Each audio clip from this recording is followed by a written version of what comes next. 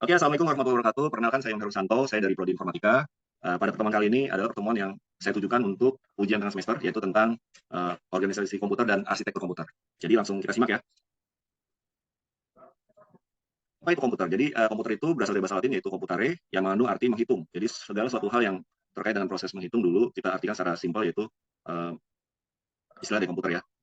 Yang kedua, arsitektur komputer sangat berkaitan dengan fungsi-fungsi operasi dari masing-masing komponen sistem komputer, sedangkan organisasi komputer sangat berkaitan dengan unit-unit operasional dan interkoneksinya yang merealisasikan spesifikasi arsitektural.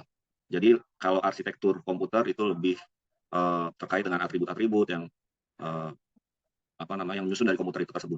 Nah ini ada bagannya ya. Ini ada brainware itu pengguna, terus ada sistem operasi atau program aplikasi. Jadilah komputer PC. Lanjut. Uh, kita bahas apa itu evolusi dan kinerja komputer. Jadi sebelum tahun 1940 dulu masih dalam kita kenal ada namanya abakus atau kita sebut tuh apa ya sempoa. Jadi masih dalam perhitungan biasa digunakan untuk menghitung matematika yang sederhana. Kalau di saat ini mungkin sempoa itu bisa digunakan untuk menghitung yang lebih rumit karena bocah-bocah zaman sekarang lebih bagus ya. Kedua ada gambar tuh namanya kalkulator roda numerik. Jadi ini udah lebih sedikit lebih rumit. Ini biasanya untuk menghitung dulu tuh menghitung pajak atau soal-soal aritmatik yang lebih kompleks. Terus setelah tahun 1940-an ada namanya komputer ENIAC. Nah ini awal mula ditemukannya transistor. Jadi transistor ini bisa memuat atau menyimpan dokumen atau informasi terkait dengan suatu hal yang berkaitan dengan perhitungan. Terus ada ETSAC, sama ini lebih ini lagi lebih kompleks lagi. Lanjut.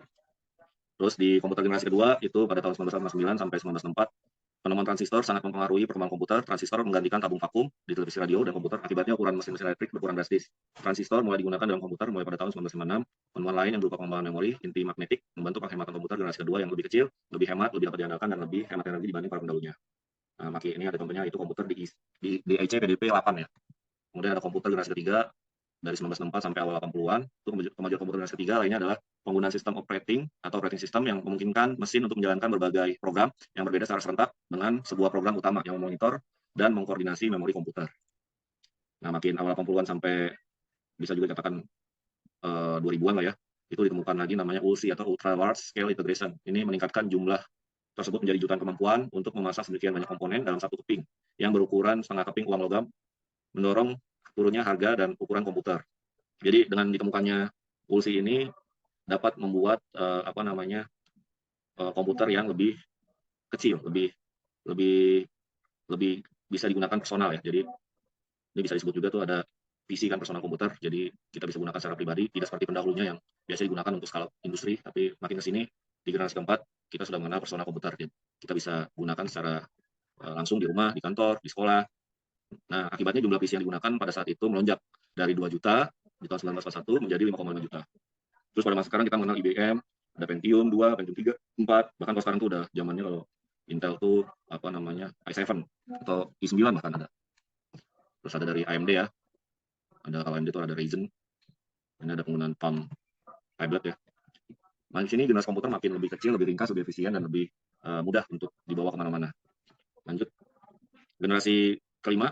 Jadi pada perkembangan generasi kelima itu sudah ditemukan kemampuan pemrosesan paralel yang menggantikan model sebelumnya atau Newman dengan sistem yang mampu mengkoordinasikan banyak CPU untuk bekerja secara serempak.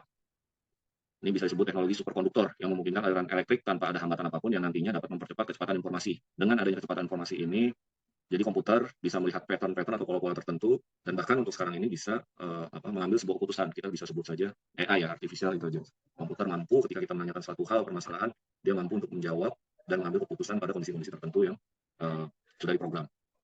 Baik, saya pikir cukup untuk penjelasan saya mengenai organisasi komputer dan arsitektur komputer. Kurang lebihnya mohon maaf, saya akhiri. Wabillahi taufiq wal hidayah. Wassalamualaikum warahmatullahi wabarakatuh.